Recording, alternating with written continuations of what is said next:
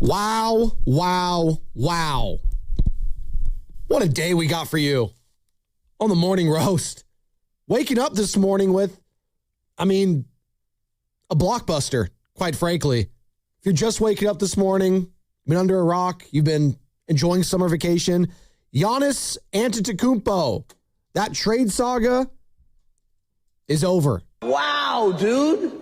On Monday night, the Milwaukee Bucks agreed to trade the two-time MVP along with Bobby Portis to the Miami Heat for Tyler Hero, Khalil Ware, Jaime Jaquez Jr., Kasparis Jakinocic. That's a tough name. Doesn't matter. 2 first-round picks. Check that. 3 first-round picks, including number 13 this year, 1 pick swap, a second-rounder. And yes, Giannis Antetokounmpo has finally been traded after years and years and years and off seasons of, are they going to trade him? Do I want to stay in Milwaukee? You had Giannis last week saying what? I don't want to be on the Bucks, but I want to stay in Milwaukee, which is what the stupidest thing I've ever heard in my life. Well, you're in Miami now, Giannis. You got what you wanted. You're gone. I know Warriors fans, you've wanted this guy in the Bay to pair with Steph Curry for a very long time. Joe, I know we've talked about it ad nauseum on this show. Hell, you talked about it with another host once upon a time with Bonte for years and years and years. It felt like that ship has finally sailed. Giannis no longer in Milwaukee. He is in Miami Heat. Also yesterday, the Wolves moving off Julius Randle in a 3-team trade. Randle going to the next. Nick Claxton going to the Bulls. And the Wolves basically shedding some salary and adding some first-round picks in this year's draft. And yeah, we have the NBA draft tonight. So there's a lot happening. Good morning, Joe. Let's start with Giannis. Thank God this one's over. Yeah. You want to talk about something that has just annoyed the absolute hell out of all of America? We watched Aaron Rodgers go from a lovable guy who was a babyface straight to a heel. And I would argue today, even though he's one of the all-time great quarterbacks in terms of talent-wise, the majority of Americans are just exhausted with Aaron Rodgers. He definitely hurt his reputation just as a dude the last 5, 6, 7 years. 100%. I look at Giannis and I say to myself, dude, when you won that title, America, the world was happy for you. You were the template for stay in the small market, grind it out with my team, keep tweaking. Eventually, I got over the hump. And your 1 ring in Milwaukee felt as satisfying as any championship anywhere else. Yeah. And since then, look, that Bucks team physically fell apart, himself included. And I have major concerns about his Achilles and his calf and his body in general. He has a ton of wear and tear. But what he's put us through as an NBA culture has been absolutely exhausting. I am so ready to punt this one into the moon and say, Giannis, congratulations on retirement. You ain't winning a damn thing in Miami. I see that you want to live in a tax-free state. God bless you. You want to live in the sun. I mean, who wouldn't want to live in Miami over Milwaukee? But the way it went down, oh my God. And if you think you're getting the best years of Giannis Antetokounmpo regarding his physical prime, laughable. Good for Miami. Fine. I guess this is the best they can do in a draft haul. And then I'm talking about Milwaukee in return. But when I'm talking about Giannis, oh my God. And just, can I just thank you, the listener, for putting up with how many thousands of hours? Oh my God. Steiny and Goo, Willard and Dibbs. So this goes back to the pandemic. Shasky and Bonte. With Kate. With Kate, this goes back to the pandemic. With Kate, okay? You and me. I just want to say I apologize on behalf of the station for beating the dead horse that is Giannis Antetokounmpo to the Warriors to a bloody pulp for the last 5 years. I'm more tired than you are of it, trust me. We've been in reruns for way too long, and I'm just happy it's over. It is officially over, yes. God. So if you're just joining us, yes, the Milwaukee Bucks agreed to trade Giannis Antetokounmpo alongside Bobby Portis to the Miami Heat for Tyler Hero, Khalil Ware, Jaime Jaquez Jr. All right, I think I got the pronunciation of this last guy. Kasparis Jakuchonis. There we go. 3 first-round picks, including number 13 this year, 1 pick swap, and a second-rounder. That, according to ESPN's Shams Charania. So, yes, a lot of drama around the NBA landscape happening on the day and the night before the NBA draft, which is tonight. What will the Warriors do with the number 11th overall pick? Hey, I already see Warriors. They are hitting up my DMs. I'm seeing them on the text line. Why don't we check in on Jaylen Brown? Boston Celtics, they were dangling him for Giannis, it felt like. We had Jermaine Wiggins on yesterday. It looked like, Joe, from all the tea leaves, it was like, Giannis is going to the Boston Celtics. It's like they've been talking about this for weeks. And then we get the Shams notification last night. I was about to fall asleep. You were about to fall asleep. It was 9 o'clock. Hey, Miami Heat, they get it done. So Jaylen Brown, how's he feeling? After he had probably his best regular season with the team. He was an MVP candidate at one point. He's probably a little bit disgruntled. They want to move off him. Warriors, you want Jaylen Brown? I mean, who knows? Who knows what's going on there? But can we just real quick dissect some of this trade? Yeah. So there's like this Giannis angle of going from babyface to heel. It's honestly. Can you explain that to the audience? Because that's a WWE wrestling term. In wrestling, when you're a babyface, think Hulk Hogan in his prime. Loved, right? Loved, the crowd favorite. Yes. Right? And by babyface, meaning your child to grandma loves who this guy is. And there's a pop when his name is announced. Right now, in professional sports, who would be the number one babyface? Jalen Brunson, for example.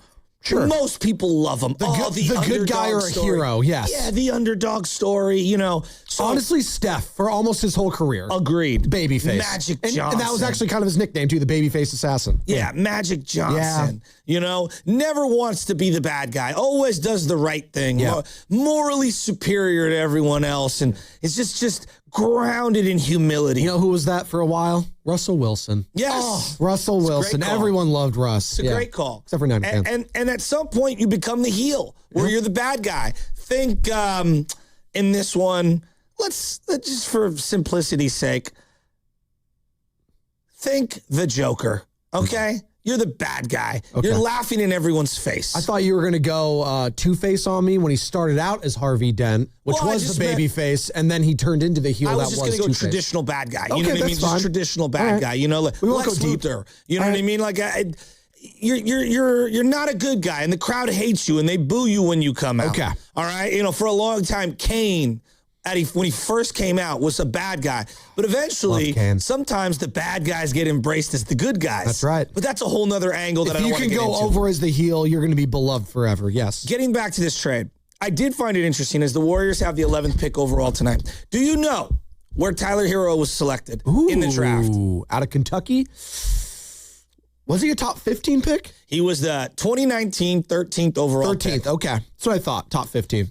Pretty good pick. Yeah. 6'5", 195, about 190 coming out of Kentucky. And they really shined him up. And there was a time, Jordan Poole, Tyrese Maxey, Tyler Hero, they were all up for extensions at the exact same time. The other guy that was involved in the trade was a guy who was also taken in the first round. Do you know where Khalil Ware was selected?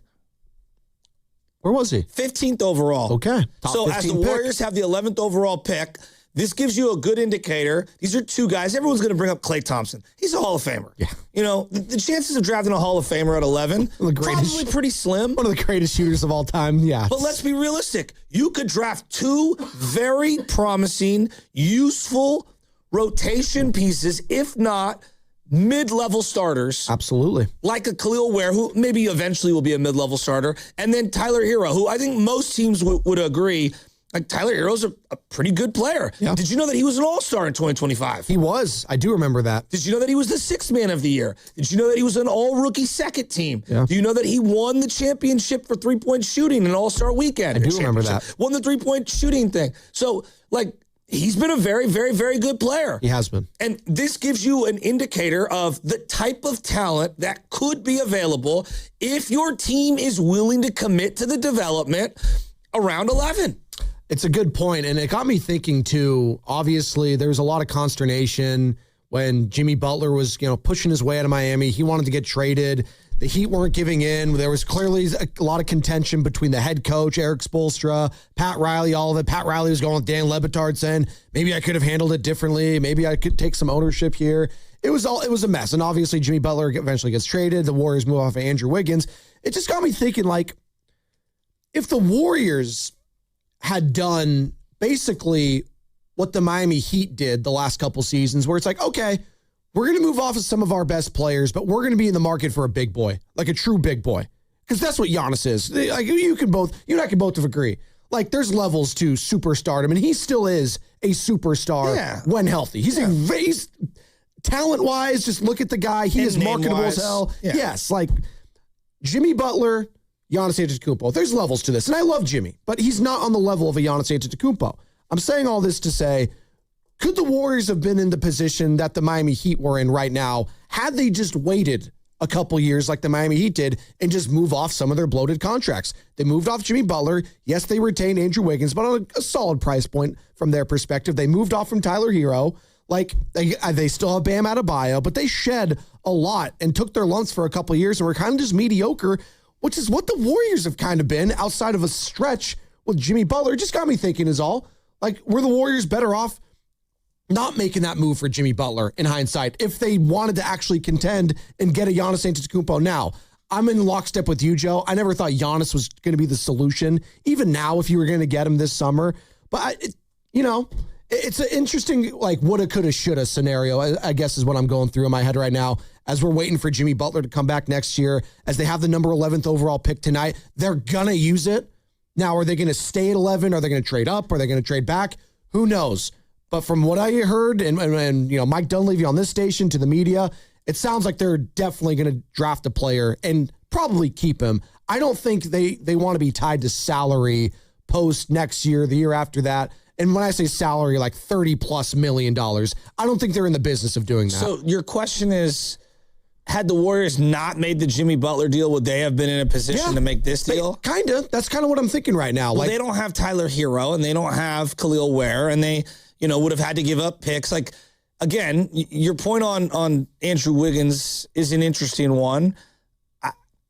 They don't have but the Heat were interested in Jonathan Kuminga. That was reported at the time. So you're saying, what I'm saying is, if the Warriors had just been patient like the Miami Heat and moved off of salary instead of trying to add salary, would they be in the position that the Miami Heat are in right now if they didn't make the Jimmy Butler trade? That's what I'm saying. I don't think Giannis wanted to come to the Warriors. Well, he might not have wanted to come here ultimately at the end of the day. There were some reports, some murmurs about his family members and all that stuff, but I don't know if that's true. And yes, going from Milwaukee to Miami might be way more enticing at this point of his career than going from Milwaukee to the Bay Area, even though we love the Bay. Miami's different for the lifestyle of some of these guys. Yeah. It just is.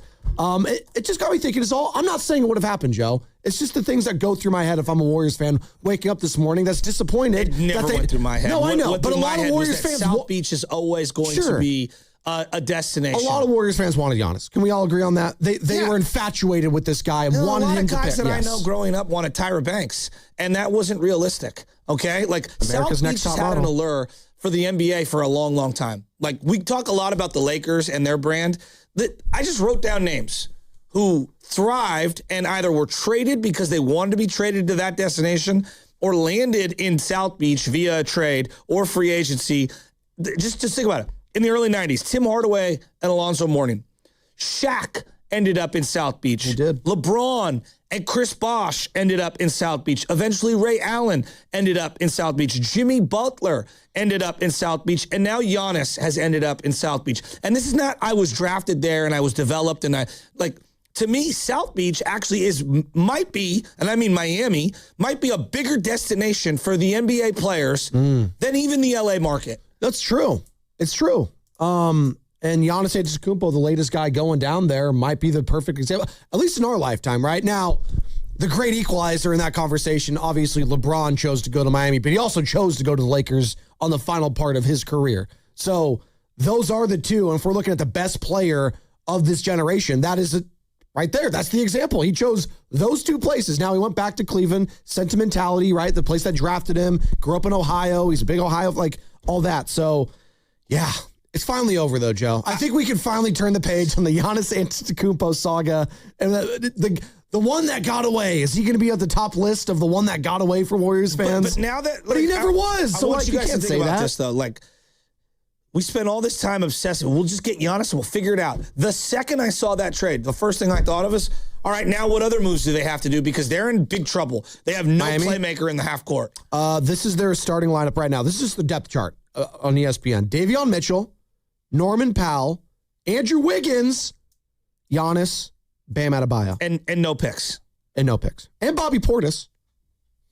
Again, that team is not competing with the New York Knicks right now. Not right now, no. At all. But if Giannis stays healthy. Yeah, what? Giannis stays healthy, what? They go to the playoffs? Probably. Okay. The East, I still don't think them, like, I know they're better than the West, but, like, I don't think much of them. I just think when you make a move of that magnitude, the end result has to be championship or bust. What do you think of, as we're dominating the conversation, the Giannis thing? Just that it was a sneaky one in there, the 3-team trade last night. The Wolves moving off Julius Randle.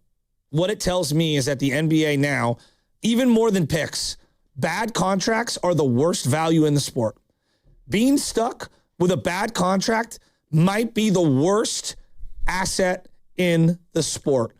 For example, if the Warriors lock up Brandon Pajemski, I'm not trying to pick on him, but let's say they give him $22 million a year. And after this year, we're like, oh my God, that might be a little rich. You're stuck. You're stuck. And you have to attach and staple picks to an individual to get him out of here.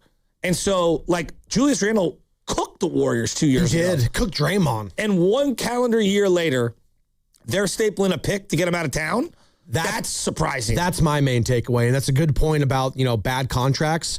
Bad contracts in the NBA could turn from great to bad in just a year, because it was looking like a really good contract when he was balling against the Warriors, right? When Julius Randle was looking like the best player in that series and through that playoffs alongside Anthony Edwards, right? It was looking great until it wasn't. And until you started seeing the attitude, until you started seeing the bad body language, until you started to see what you saw this past year. He's a ball hog. He's a ball hog. Yeah. And it's not a winning tandem if he's your second best player alongside, Anthony Edwards, who we all think is not only a rising star, he's a star now in this league. But he's at that age now where he has to take that next step in a very stacked Western Conference, because the Wolves, let's be honest, they're in that second tier. They're at the top of that second tier in the West. It's the Spurs, it's the Thunder, and those Wolves, those pesky Wolves, they keep knocking on the door, Joe. They just can't break through. You can beat the Nuggets, you can beat the Lakers, but you're not in that upper echelon. And I think this move signals to me, maybe they're trying to make another big splash potentially this summer. Possibly, but they gave up a lot of picks to get Gobert. Yeah. They've given up a pick to get rid of Julius Randle. I mean, they gave up Cat for Julius Randle. Yeah. I don't know, man. Minnesota, it's interesting. Well, and then they're signing the guy, Ayo Dosunmu. That felt like an overpay. 5-year, $112 million for... I like the player, but that much? Well, no. The most perplexing move yesterday is, hey, when you have a chance to overpay Trae Young, you got to go do it. True. I mean, give me a break. One thing me and Steiny can spoon over one day when we're both on our deathbed is our distaste for Trae Young. Well, you want to talk about a guy that will never win anything. Steiny loves his Wizards now, so he might like the trades, or might like the steal for Trae whenever Young. You can give him $212 million, you do it. You have to do it.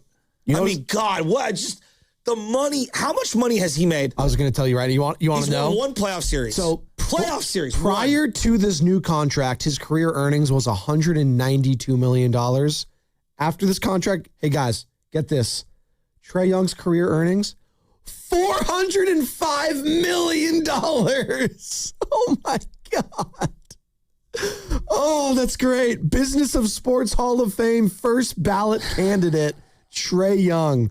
Oh, man, the NBA's on fire already. Hey, we thought there was going to be no more drama with this new, CBA, whatever, this new cap rules, all of that, the trade stuff.